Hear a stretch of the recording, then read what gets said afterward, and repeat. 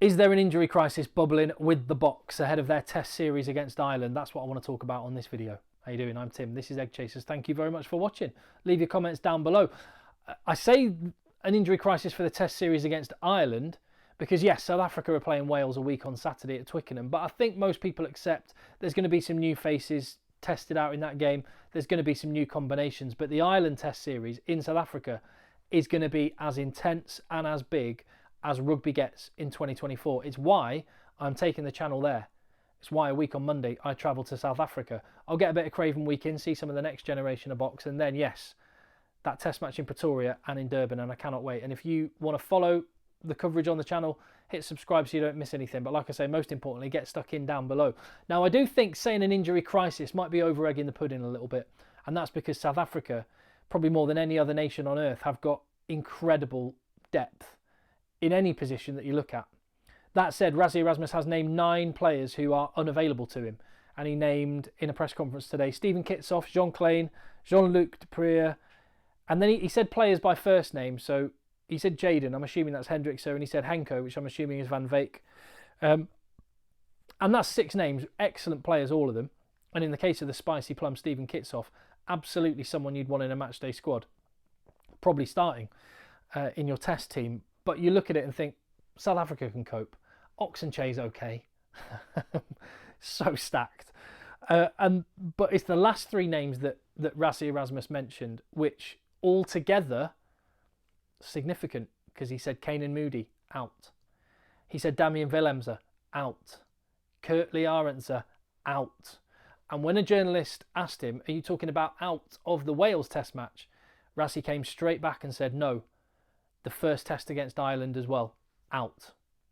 And I would say, because there's only a week between the first and second test match, if he's saying at this point those players are not going to play against Ireland in the first test, I would say already it's doubtful that any of them are going to play in the second test.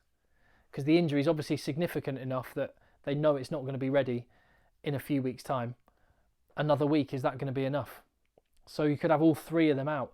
Then add to the fact that Rassie also said Cheslin Kolbe is, and I quote, touch and go for the Ireland test match. Starts to get a little bit trickier. So we've got 3 that are out, 1 that's 50-50, and among those 4 you've got your starting back 3 from the World Cup final 8 months ago, and the best back 3 in the world. World class, truly world class. And Kanan Moody's not too shabby as well. So South Africa have got a bit of a situation. The reason I don't say it's a crisis is because they have got very, very good players, funnily enough. They will have for Ireland, Willie le Roux. But the interesting thing is when you're trying to build a new combination in your back 3, if South Africa need to, Willie le Roux playing for the Bulls this weekend against Leinster. If they beat Leinster, they'll be in a URC final, which will mean he won't be able to travel or take part in anything to do with the Boks. So he'll only be available with the Boks when they come back from the game against Wales, when they come back to South Africa to prepare for Ireland. So it's going to be tricky to bed in a new back 3. That said, they're going to have Willie le Roux, and as Rassie said, they're going to have Makazole Mapimpi. That is 2/3 of your World Cup winning back 3 from 2019, and Cheslin Kolbe might be fit as well. So you could have, this is what's crazy, isn't it? Might be without your, they're in a situation where they could be without their back 3 from World Cup 2023, but equally they could have their World Cup winning back 3 from 2019.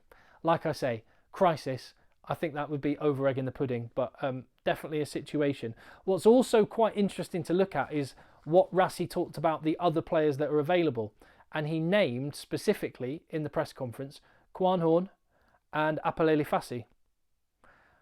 And I thought that was quite interesting that those are the 2 players that he named. And he didn't mention Sasha Feinberg Mngomezulu specifically, who could play fullback, and he didn't mention specifically, as far as I'm not aware that he did, I haven't heard him mention Edwill van der Merwe. Do you read anything into the fact that he named Fassi and Horn, but didn't name Mngomezulu and van der Merwe? That's quite an interesting one, I think.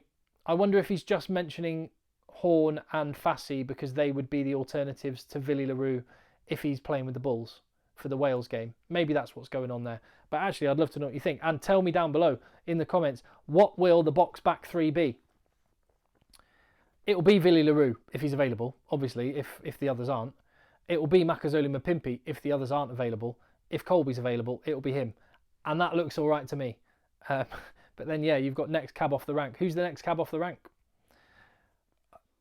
Based on what Rassie said today, Fassi possibly fits the mould because he could play fullback or wing. Certainly he'll be involved in the squad. But, hey, listen, I've only been talking about South Africa so far. They are playing against Ireland. And I can guarantee you, if I was Irish right now, I'd be saying, Tim, what about our back three? Which would be a very good point. And it's an interesting little subplot when you look at this matchup in just a few weeks' time, because the all-conquering world number one conquering and Six Nations champion back three for Ireland over recent years has been James Lowe, Mac Hansen and Hugo Keenan, and two of them are not going to be out in South Africa. Hugo Keenan because he's at the Olympics and Mac Hansen because he's long-term injured. So it's only James Lowe. So Ireland would rightly be saying, don't worry about South Africa's back three, we've got issues. And arguably, Ireland have got more issues than South Africa because, unlike South Africa, Ireland do not have hugely experienced international players to step in. They've got players that have got international experience, don't get me wrong. When you look at the potential wings, Jordan Lama's played for Ireland a bunch. Calvin Nash has got some recent experience. Jacob Stockdale, in years gone by, has got loads of test experience. But Lama and Stockdale haven't played loads for Ireland in recent years. Nash hasn't played loads for Ireland, full stop. And then the options potentially at fullback, Jimmy O'Brien and Kieran Frawley, both excellent players. And they're going to get a bit of inexperience. And this is where this weekend is invaluable for Andy Farrell, because they're going to experience playing at altitude, playing at Loftus Versfeld. In fact, I got sent a picture earlier today on WhatsApp of the tunnel at Loftus and the brick walls and that sign above the tunnel as you go out, going, 1,350 metres, altitude matters. Just an intimidating place to go and play.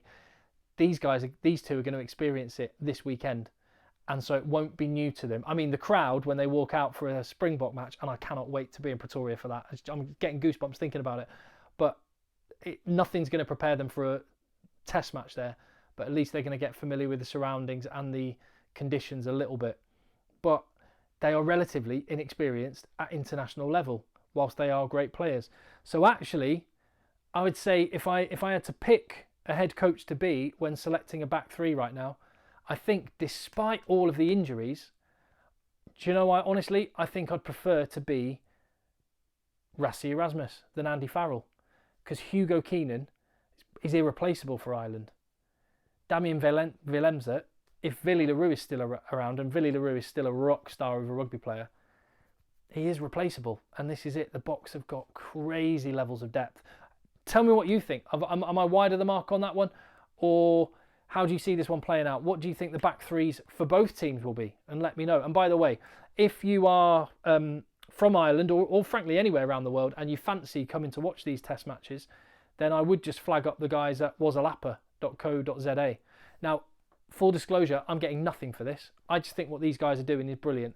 They want to make it easy and enjoyable for fans from the UK and Ireland and anywhere to head to South Africa for rugby trips, whether that's to watch the Boks or for URC games next season. They're looking at tours that do that as well. So it's premium accommodation, all the travel taken care of, great food, brilliant experiences out in the bush, and then VIP test match tickets as well. And those tickets are like hen's teeth. You can't get them for love nor money. So I'm getting nothing for this, but I think the guys at Wasalapa are doing a great thing. So if you're interested, get to wasalapa.co.za. Let me know what you think in the comments down below. Hit subscribe on the channel if you want to follow South Africa v Ireland on the ground out there in South Africa on the channel. And I will see you on the next one.